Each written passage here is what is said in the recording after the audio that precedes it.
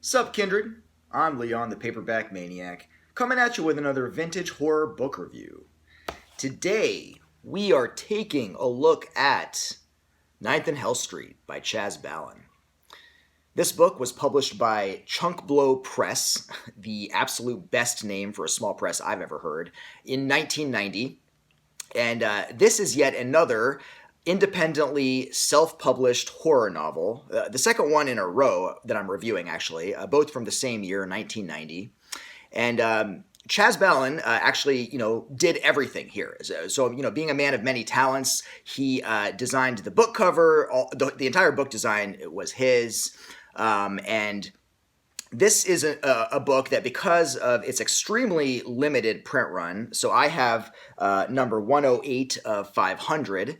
By the way, shout out to viewer Todd B for the hookup here. I'm sad to say that this is yet another really obscure novel, one that you don't come across too often. And it's actually one that has been high up on my wish list for many, many years until I finally bit the bullet a few months back and got it. So I've now read it, and I am here to report back to you, my faithful viewer and friend and fellow gorehound, hopefully, to let you know if it lived up to the massive hype that I had generated for it. So this is normally the part where I would read the back cover synopsis. However, Balun, being the iconoclast he was, said, fuck that noise, there is no synopsis. What we get instead are some blurbs from horror luminaries, such as Tony Timpone of Fangoria magazine, who wrote, Balun joins the splatterpunk ranks, a vicious, disturbing, and unsettling piece of horror fiction. We also get a blurb from Gunnar Hansen, Leatherface himself. He writes, pure, unrelenting, no-holds-barred horror from the master. This is Chaz Balun at his best. Yeah, so, now, okay, before I get started, I am not normally one for disclaimers. I mean, we're all adults here. However, I will issue a caveat, before this video. If you are, just like a booktube viewer, or even like a casual horror fan. If your favorite author is Stephen King, for instance, or Joe Hill, or Paul Tremblay, I would advise that you sit this one out, honestly. And no hard feelings if you do. But this one, this book is for gorehounds, alone. So if you are a fan of Sean Hudson, or Richard Lehman, or Edward Lee, certainly, then you're safe to stick around here. But otherwise, you may want to click away. Otherwise, you'll probably just get offended and find it all in poor taste. And I will read multiple passages from the book in this review. Yeah, just wanted to get that out of the way. Okay, so the book opens with a short prologue set in the Arabian desert in the pre-dawn hours of Easter Sunday. Now, droves of worshippers have congregated at a stone altar where an elderly holy priest and his young successor stand gazing out over the heaps of dead bodies that have already been sacrificed. Now, these ranks of dead bodies are described as pillars of flesh sinking into one another. And it is some gnarly description indeed. Here is a little taste of how Balun paints the scene in his trademark no-holds-barred way. Let me find that page.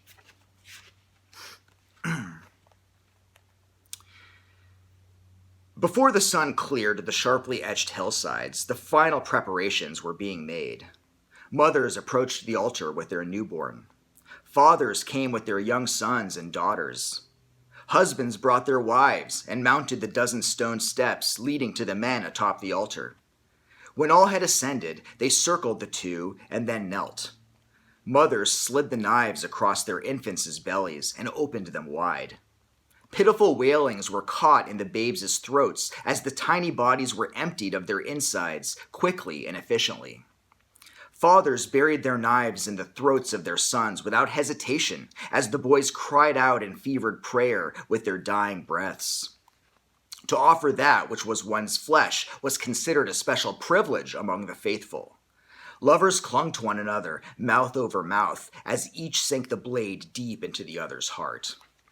So, and then shortly thereafter, the holy priest himself dies. He kills himself, and this is described thus.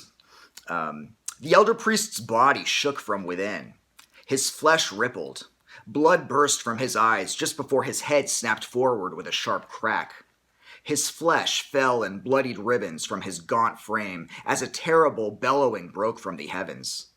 The priest's ruined, shredded face began to slide down his chest, and the back of his neck split wide open, revealing glistening white vertebra writhing almost serpent-like amidst a geyser of red. The worms came then, erupting from every orifice and making the priest's flesh their own. Still, the old man stood erect, body swaying and trembling, as the crawling hordes devoured him. His arms fell to his sides, his hands spasmodically opening and closing upon fistful of their bloodied numbers.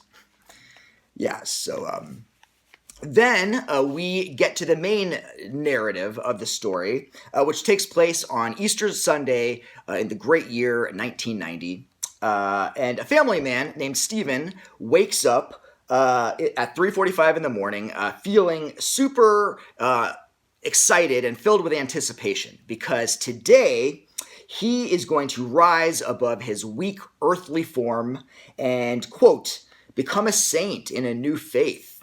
Sacrificial blood would wash away the last vestiges of the weak, cowardly, mawkishly sentimental person he once was.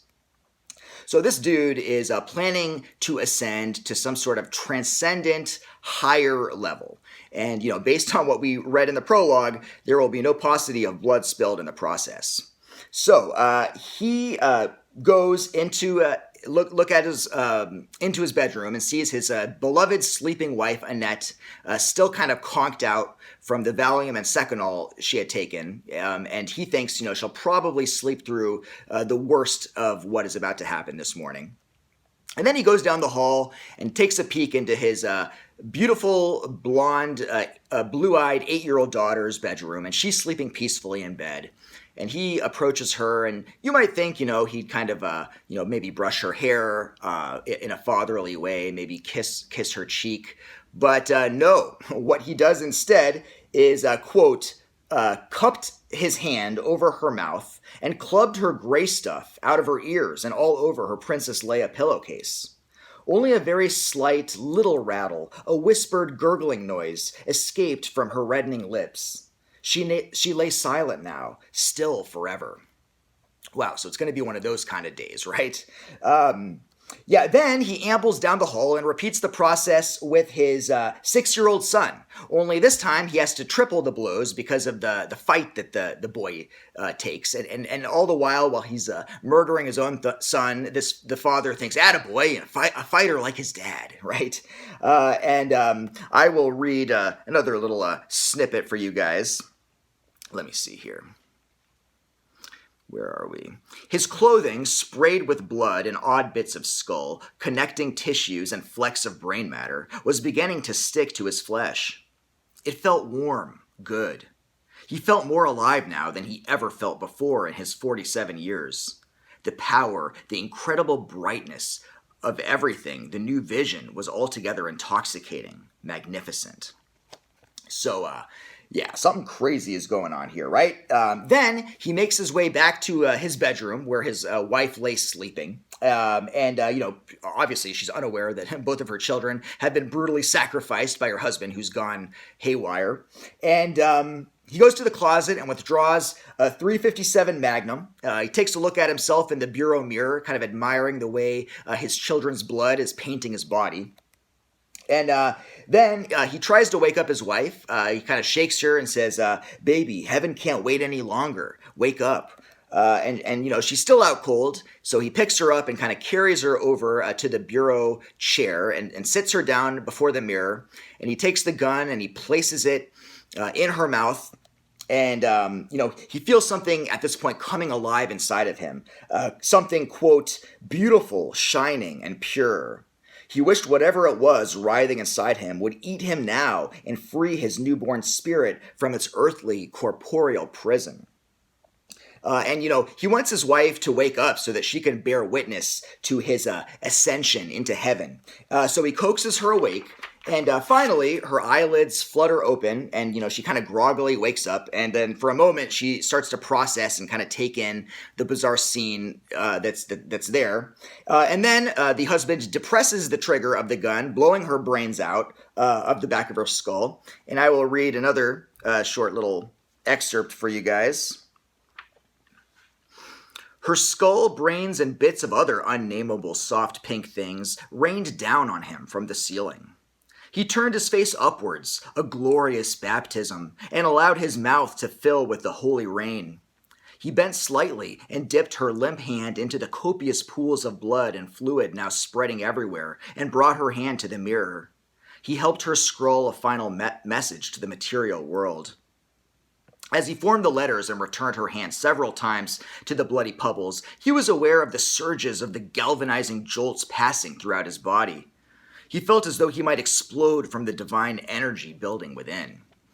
And that message that he's scrawling in blood on the mirror is, he has risen. And, then, he starts to watch himself in the mirror, and he sees that his reflection is replaced by a pillar of fire that begins to envelop his entire body. And then hordes of maggots start just emptying out of every orifice of his body. And he welcomes this because, it is all part of his unholy transubstantiation. And I will read one more thing from this section. Let's see. Maggots. Stephen didn't even gag at the mouthful of vermin. They'd already eaten his tongue, larynx, esophagus, and everything else from his balls on up. A sudden gushing stream sluiced out from between his legs, and his entire body seemed to collapse, to implode even, as he sunk into the unholy putrescence boiling feverishly at his feet. He was indeed transformed, as promised.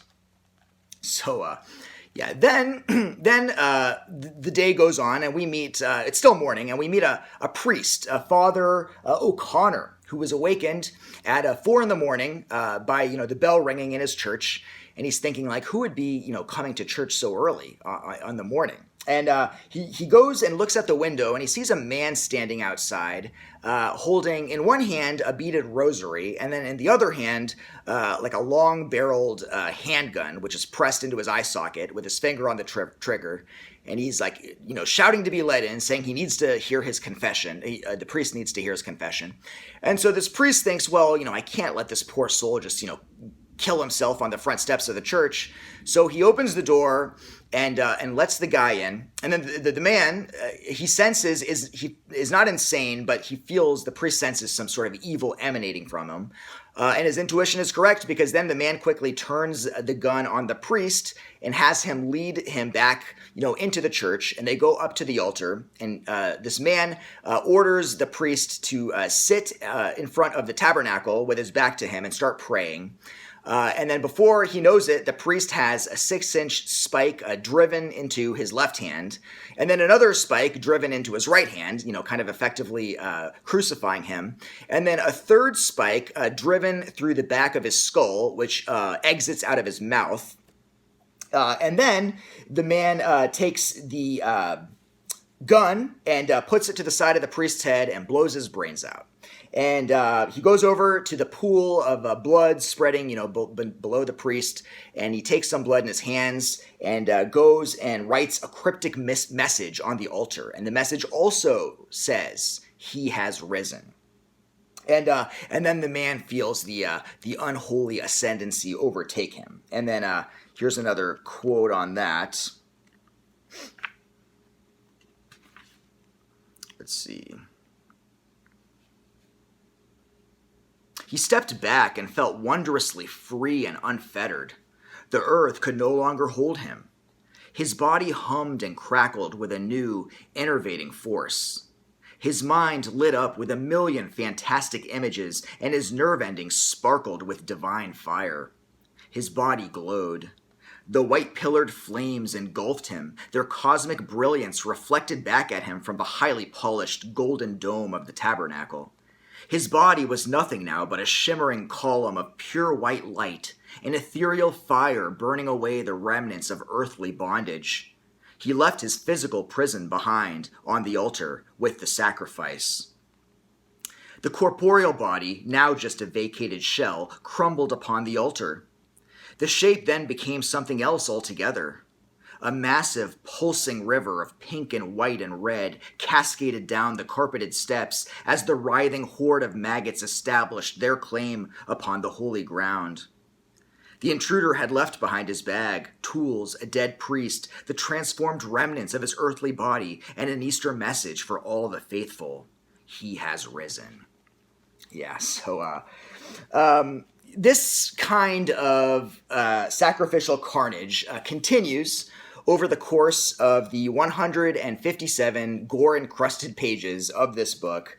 All across the city, a number of barbaric homicides are being enacted.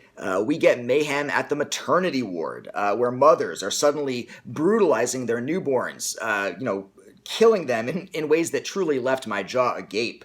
It's clear pretty quickly why this book was self-published. Not because it's not written well, in fact, it's written exceedingly well, but because no publisher in their right mind, not even a schlockmonger like Zebra, is going to, put out a book that so vividly describes babies being butchered. I mean, I thought Grim Memorials by R. Patrick Gates was like the most graphic, novel written that detailed like child butchery. But no, actually, this book somehow has got that one beat. We get babies swinging from their ankles and being bashed against walls, spraying blood brains and pieces of pink scalp all over the place. Mothers, rip their babies' stomachs open and pig out on the small, fun-sized intestines with manic glee. One woman starts ripping herself open in the maternity ward with glass shards and then reaches into her gaping stomach cavity and removes fistfuls of glistening entrails, which she kind of gleefully offers to the horrified onlookers in the hospital. We get people going psycho and mutilating their parents. We get cops being strung up and skinned before receiving the fatal coup de grace, which goes a little something like this. Let's see, you got another quote for you guys. Where we go. He reached in quickly, found the tool he was after, and returned to his quarry. He knelt beside the cop now and whispered into his ear, "Today thou shalt be with me in paradise." He stuck the knife in Bates's throat and began a sawing motion, opening up a 10-inch vertical slit in the cop's neck from chest to chin. He thrust his fist into the wound and grabbed hold of whatever he could and pulled out a handful of frothy pink and red glop, shoved it into his mouth, and chewed ravenously. Blood sluiced out in obscene torrents and quickly covered the floor in a hideous red liquid carpet. We get a doctor who injects himself with toxic chemicals via a series of hypodermic needles into the tongue and eyeball and so on, so that he will contract a highly contagious supervirus that would kill anyone who comes into contact with his body for a very, very long time. And I will read to you a particularly juicy section of his death. And suffice it to say, viewer discretion is advised here. Let me see.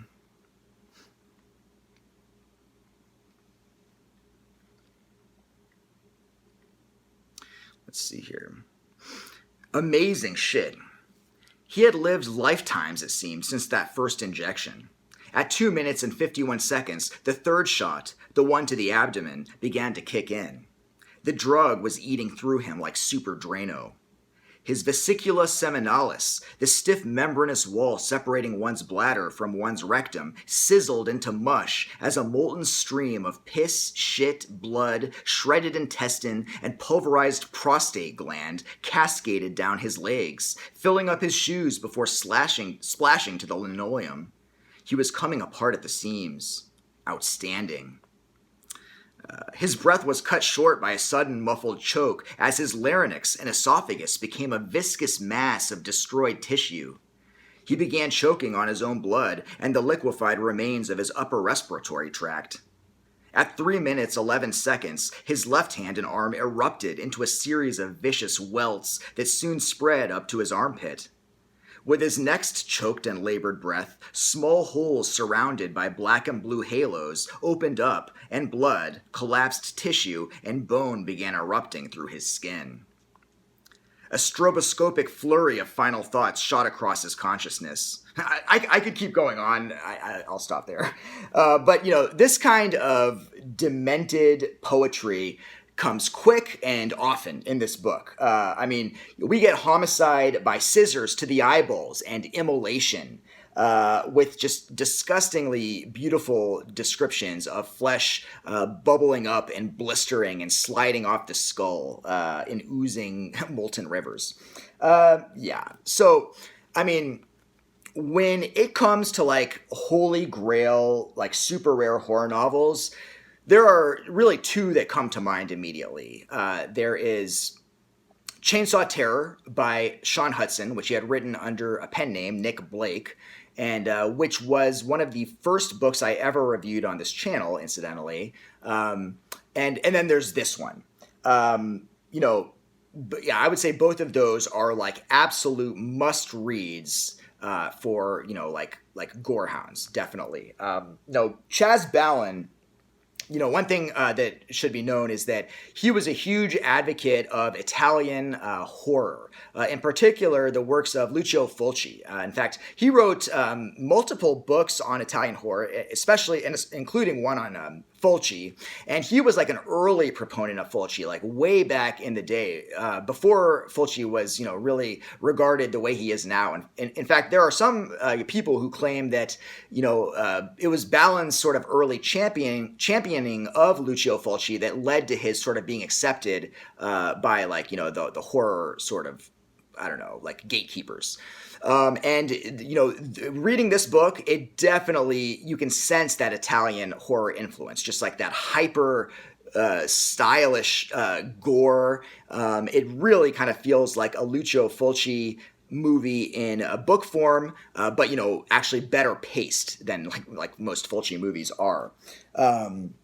This thing is just nonstop. It starts off insane with that prologue and does not let up.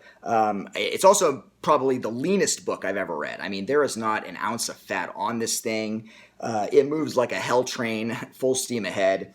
It is a shame that, Balun, being such a horror movie fan, never had any of his scripts produced because, definitely reads like a gory, fast-paced horror novel, or horror movie, I should say. Every now and then he throws like a shout out to his fellow horror brethren. Like in this book, there's a morgue attendant named Scott Spiegel, who was one of like Sam Raimi's crew and a guy who directed the very, I think, underrated late 80s supermarket slasher Intruder. I think, the fact that Balun sets this novel on Easter Sunday is kind of cheeky and ironic and just brilliant. Here is a day that's supposed to, quote, represent mankind's highest hopes for redemption, resurrection, and triumph over life's stranglehold. And instead, we are just giving unending brutality, butchery, and savagery. But amid all of the guts and the bloodshed, we also get some adept characterization, surprisingly. The protagonists were well-drawn and human, kind of a nice juxtaposition to the madness that they're just like witnessing and being a part of. I loved the character of Sarah, who is the sister of the wife and mother who was slain by her husband in the beginning that I talked about. I thought she was just a really, she felt like a real character, and Balun, really like depicted the sort of anguish of sudden loss and losing a sibling and losing family members. I thought really well, surprisingly well.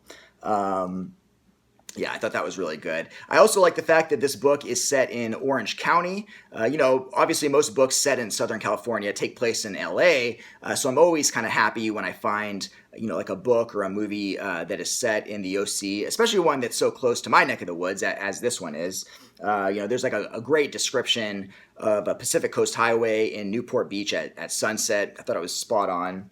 A little quick aside. Speaking of horror stuff set in the OC, I recently rewatched one of my favorite 80s horror movies, Soul Survivor, from the early 80s, and I was listening to the commentary track, and the director mentioned that this was also set in the OC, so that was really cool. Always on the lookout for those.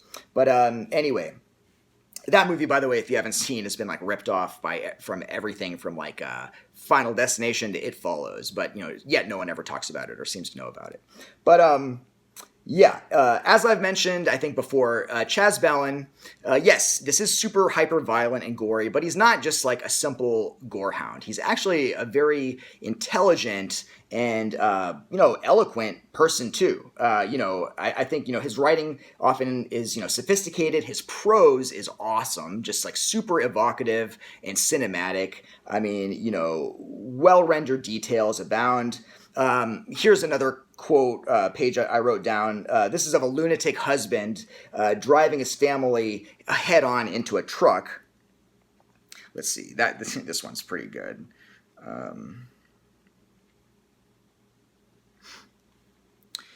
He jerked the wheel sharply to the left, felt the speed bumps drum against the tires as he crossed the double yellow lines, and then suddenly the truck was upon them, filling the windshield and obliterating the horizon. Strangely, they heard no sound as the glass exploded in front of them like a supernova. 1,000 jagged, glittering shards sheared their faces off as hot, twisted metal entered their bodies from every possible angle. Thigh bones splintered as the front of the car rapidly compressed. The steering shaft was driven completely through Philip's chest, pinning him like an insect as he coughed up his guts in foaming red mouthfuls. Still no sound. Still the first millisecond of impact. Ruined organs and loops of intestines were squeezed out from every possible orifice. What was once inside was now everywhere. Helen appeared to explode in a shower of red as the crumpled dashboard cut her in two. Gouts of dark blood shot from her mouth, nose, and ears.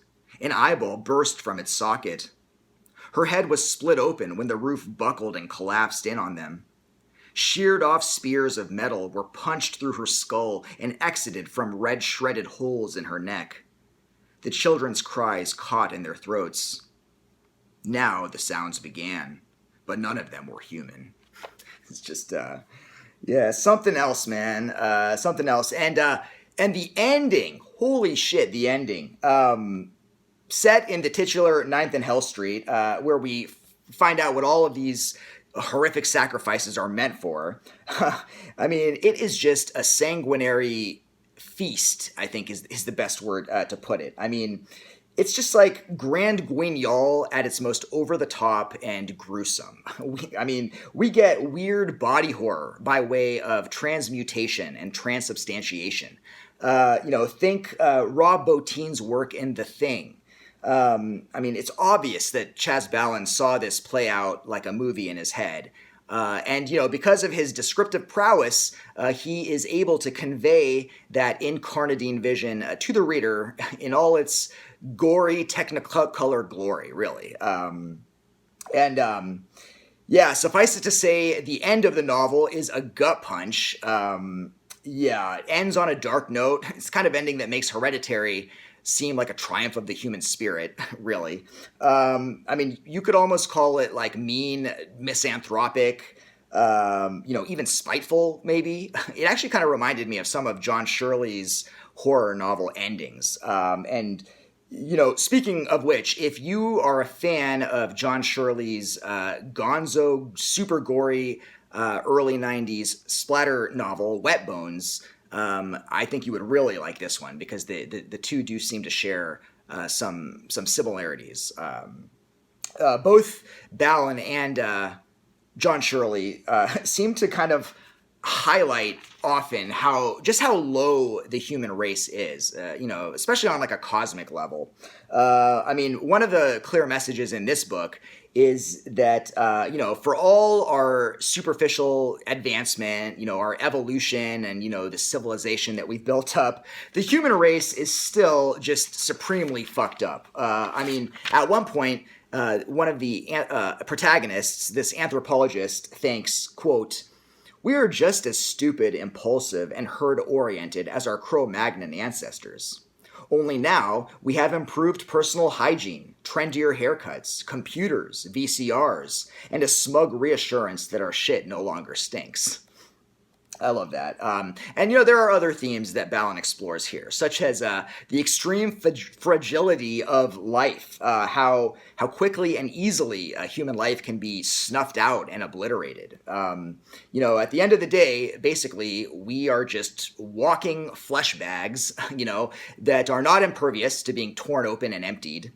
And, yeah. So there's all of that. Also, it must be said that this has got to be the most anti-religion book I have ever read. Balun really makes no bones about it, although that's kind of a misstatement because there are bones literally sprinkled everywhere throughout this thing. So, if you haven't gotten by now, loved this book, highly recommended, if you're a certain type of reader and you can appreciate, if you're a fan of the splatterpunk books of the, late 80s, early 90s, this is the ne plus ultra of splatterpunk subgenre and, gore fiction. Ninth and Hell Street by Chaz Balun, just a really entertaining, wild, crazy fucking book that I absolutely adore. So, that's the review, guys. Thanks for watching. If you could stomach all that. If you have read Chaz Balun, drop a line below. I'm super pumped to read. I have another one. He only published 2 or 3 pieces of fiction. He's got one called Director's Cut, even slimmer than this one. I think it's under 100 pages that I also picked up, recently. So I'm looking forward, maybe, in 2020, hopefully, to also read that one. They're really quick reads. So, love that book. Hope you guys enjoyed watching the review. Thanks for watching, as always. I will see you next time. Peace out.